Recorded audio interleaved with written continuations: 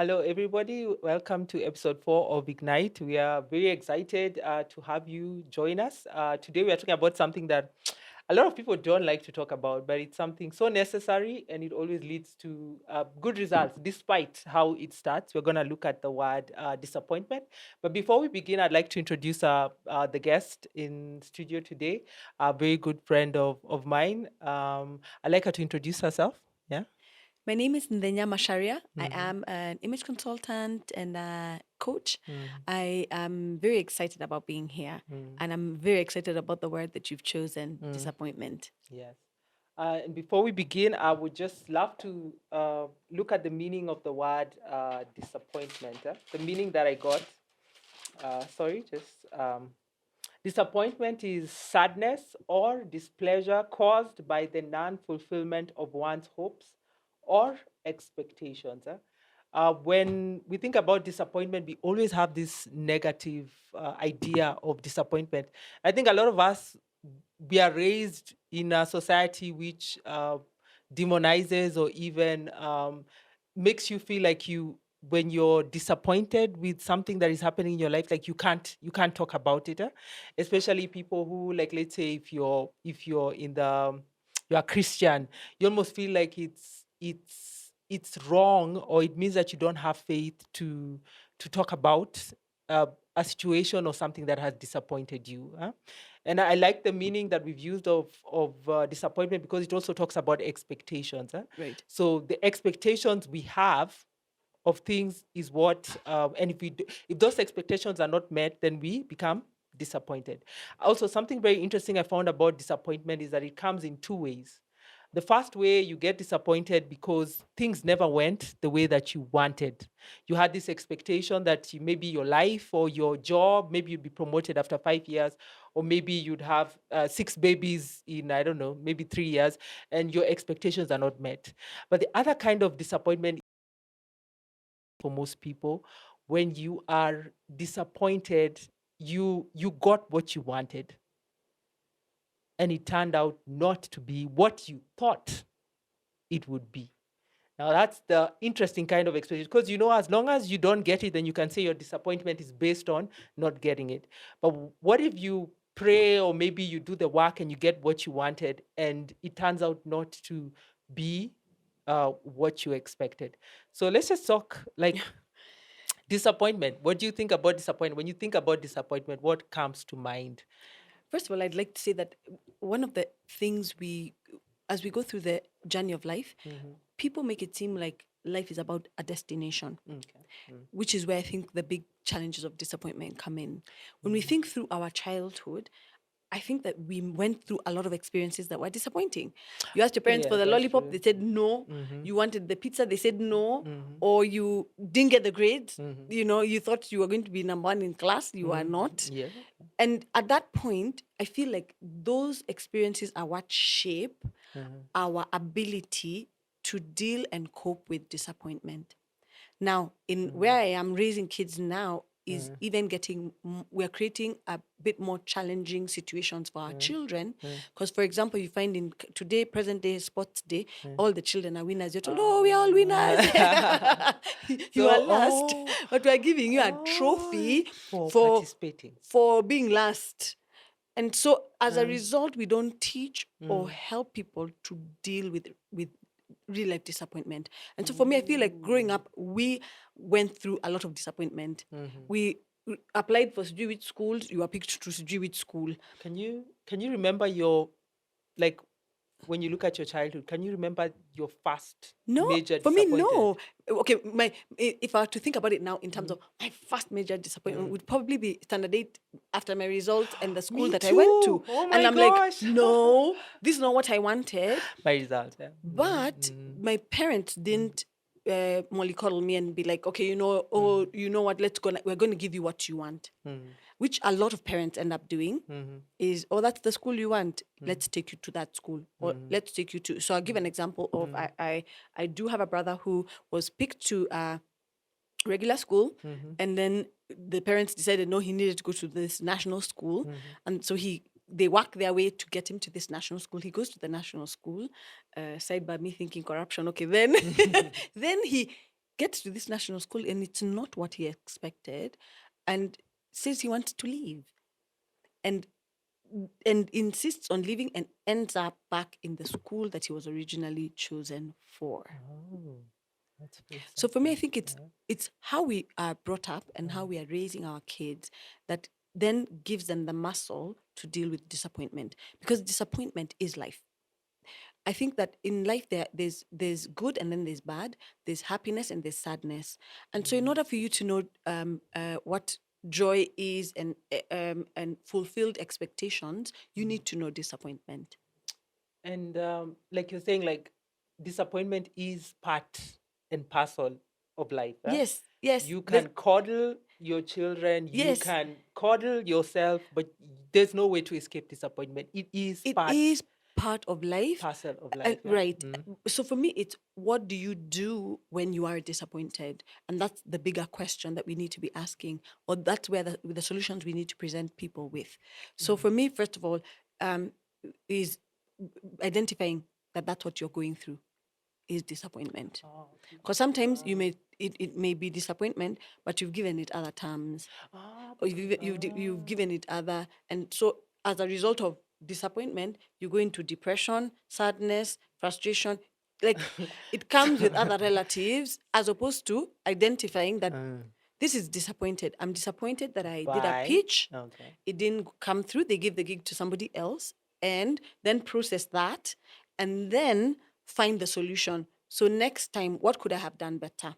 Because a lot of there's a lot of, like people say, negative positivity, where people refuse to acknowledge even how they may be feeling, Right. or what they went through. And for some people, they spin it and say that it is faith, Right. by going over it and not even acknowledging that maybe you are hurt. Maybe Right. there's a way you felt because maybe there was something you are going after and you didn't Right. get, or there's something you got and it didn't turn out like that. So Right. what you're saying, it is first of all important to name, be Acknowledge very it. clear, and Right. acknowledge Right. the disappointment that you have been Right. through. That's what that is. That it's disappointment. And as a result of that disappointment, this is what it makes me feel, or this is what I'm experiencing. Then as a result, then it's easy for us now to come and say, okay, let's remove so for example, feelings are neither here nor there. And so you can change the feeling of sadness. The feeling of sadness can be changed by watching a funny movie, can be changed by going out for a drink with your friends, can be changed. Do you understand? Okay, I was wondering where you're going with yeah, this. like Okay. like for me, that's why I say that feelings are neither here nor there. So Okay, I like you can that. move from Yeah. being extremely happy to being very sad in the span of a quick second, based on a phone call. We'll be seated here, the phone rings, you get some negative news, and already your mood will change from, oh, we're having this wonderful podcast. Now it's, So for me, it's once you've identified, then you can choose the emotions to experience. And you can choose also to change the emotions. For me, I say, ask yourself, how long do I want to deal in the disappointment? So Yeah. do I want to be sad for a day? And I'll be like, you know what? Let me be sad for today. And in that sadness, I'll probably find some solutions to not going through that experience again. I like the idea that you're putting, about like being able to acknowledge, but not necessarily wallow in it. Because as we have the people who might deny disappointment, we have Right. those who embrace it fully, Right. to the point where they are not able to see the sunrise again. Like Right. they get so stuck Right. in the disappointment. And so for me, I say, yeah? give it a time frame. If you want to say, 24 hours, the way the Bible says, don't let the sun go down when you're angry. Say, the sun won't go down in me being this disappointed. By evening, I will have dusted myself, picked myself up, and moved on. Because when it has a time frame, then it's easy then to move to the next thing. But if you haven't acknowledged or given it a time frame, then what's going to happen is it gets connected to other things. And especially for women, it'll be connected to the next thing.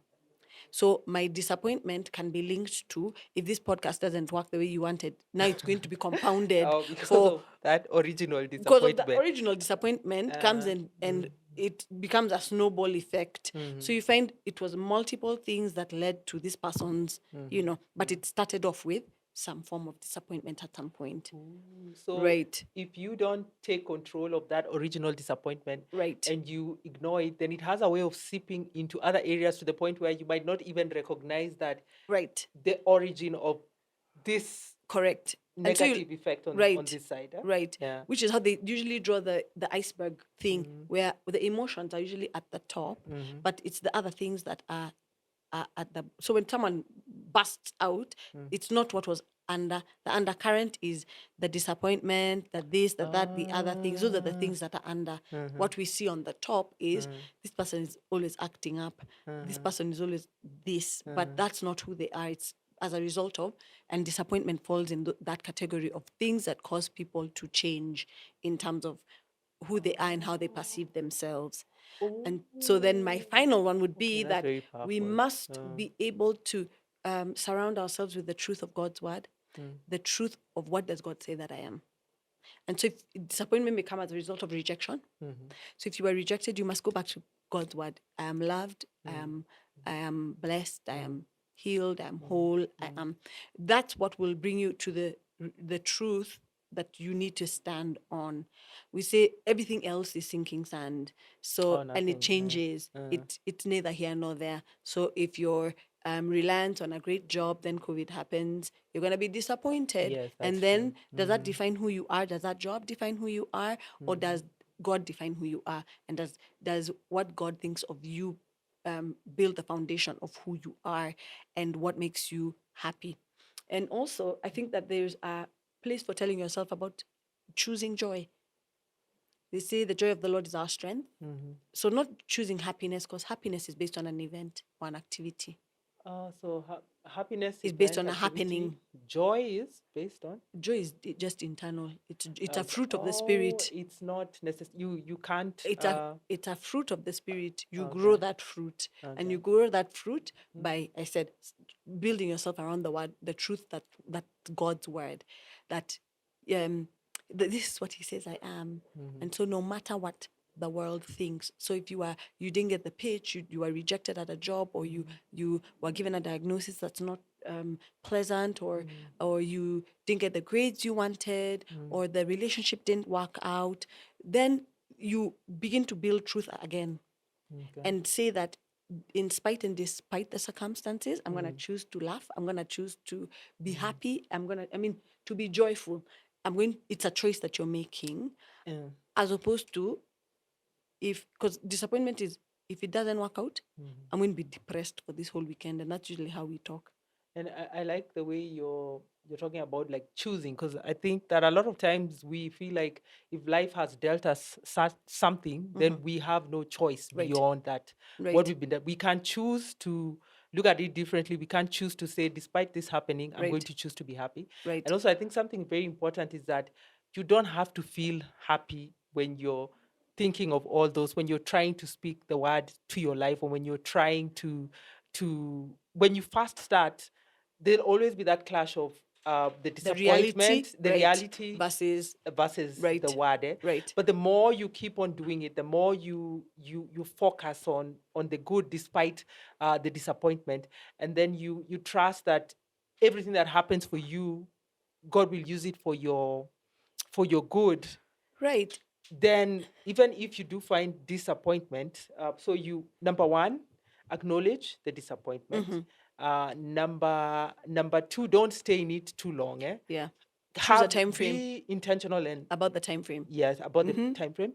And number three, choose to focus on good. Like, be intentional about what you focus on. Right. And what good outcome can come out of it. Like for me, I say, if Thomas Edison was disappointed about the first light bulb not going on or exploding, he'd never have moved on to the next or the next. 1,000 bulbs later, he would have been like, you know what, this is too much. And so for me, it's you if you believe in it, if it's something that you've been called to do, you keep doing it, you keep going at it.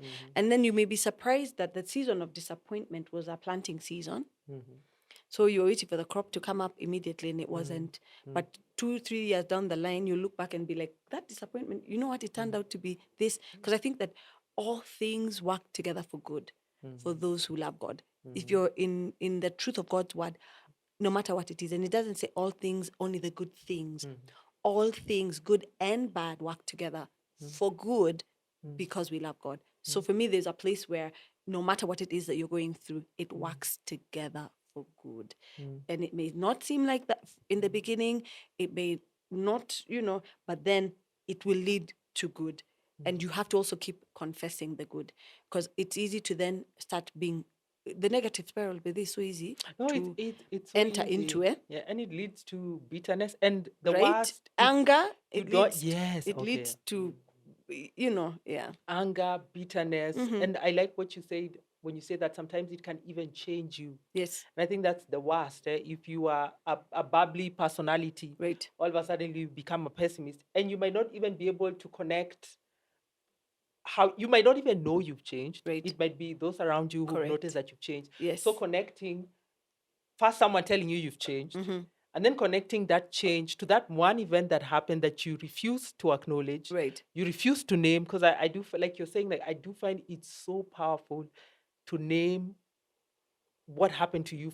Don't sugarcoat it. right, Name it for what it is, mm-hmm. because unless you can name the disappointment for what it is, then Right, you're almost lying to yourself. right. But the idea that a disappointment can change you is very scary. It Because is. I like to wallow.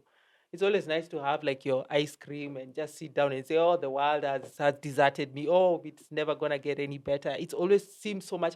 The lie is that it's always easier to be, and there's also some false comfort Right. in being a victim Playing the victim. and saying Yes. that, oh, maybe I'm the only person this is Yes. happening to, or Yes. will I ever get out of this? But I Yes. do like the idea of focusing, like going out of yourself and realizing that you have the power Right. That life within is not you. happening to Oh, you, okay, that yeah. you actually have a contribution to Mm, what is happening in mm, your life. mm, And so for me also making good choices, mm, that you say, you know what, this brought me disappointment. mm, How to mitigate this in the going forward? I will, one, be aware of it if it shows up in the same format, or two, I'm going to work towards making sure that this doesn't happen to me again, or that I don't go through it in the same format, because disappointment will come. But you don't want because I think also repeating the same mistakes over and over again, I kind of feel like sometimes we don't fail in the exam of God, because he'll keep giving you the same exam until you get it right. So I feel like if it was part of a test, pick the lessons, learn them so that they don't recur, so that they don't happen again. And is it important to also investigate your expectation? Because sometimes our expectations are influenced by culture, our expectations are influenced by social media. Our disappointment, I don't want to say this, but sometimes I feel like our disappointment may not be real, or maybe it's based on expectations that were not, I don't want to say Of realistic, Well, or or based on lies, uh, there's a uh, spot person expectation for uh, you've put the money and you're gonna win the jackpot. You know yeah, what? yeah. The it's 1 to 10 million Mhm. for that to happen. So yes, you can faith it all you want, but you probably will be disappointed more times than you will be excited about winning the jackpot.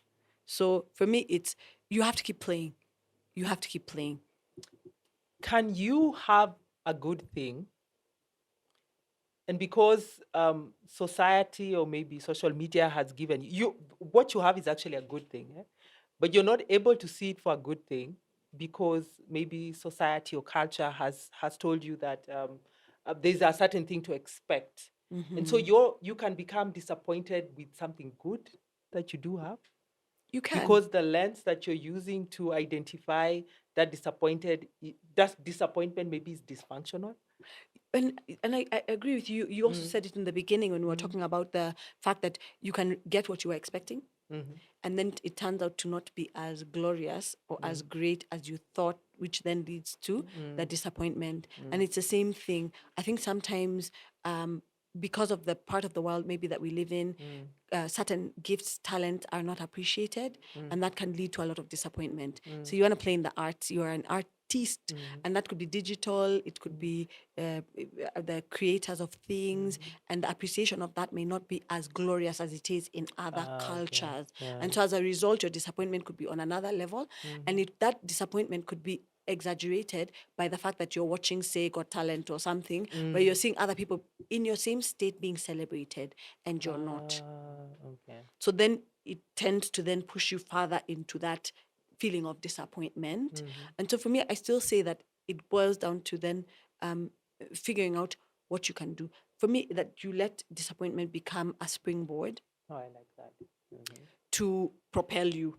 And so if it's maybe moving area code, that would help you get better. So if you live in another part of the country that doesn't appreciate that, maybe moving to the city where your gift and talent may be appreciated more may lead you to fulfillment of expectation than just wallowing and staying where you are. Because I think some activity is required to move from the space that you're in to the next one, and to then also change the narrative so that if you can't keep having the same thing disappoint you. You have to be able to wake up and do something something about about it. it. Yeah. And if you're gonna not do anything about it, then you know what, we can't help you.